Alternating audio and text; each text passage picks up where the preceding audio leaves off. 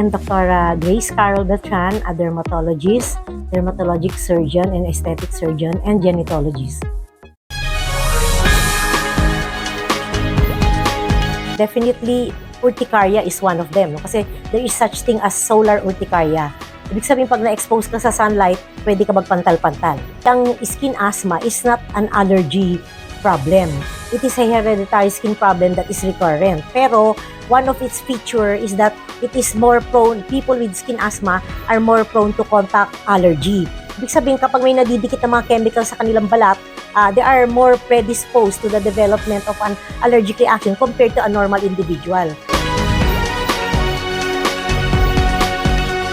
Depende, kasi kung contact dermatitis, patch test. Kung allergy to drug, prick test. May iba pang ginagawa yung mga allergologists pero we're not the one who's doing that anymore. Depende sa anong klase, anong cause.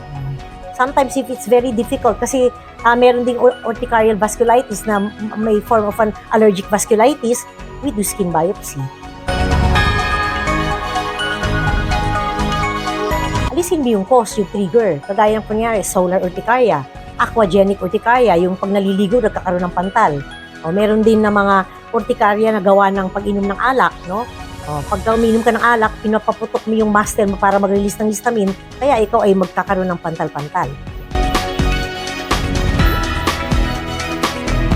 Dapat kasi pag tayo ay may sakit o may problema sa balat or anything else, no, ang first thing na gagawin natin is really to consult a specialist. Huwag po tayo mag-DIY kasi kadalasan pag nag-DIY tayo, lalo tayong napapasama. Lumalaki yung gastos natin, lumalala, at lalong mas malaki ang babayaran ninyo pag lumala na. Kaya it's better to consult the correct specialist that is related to your health problem.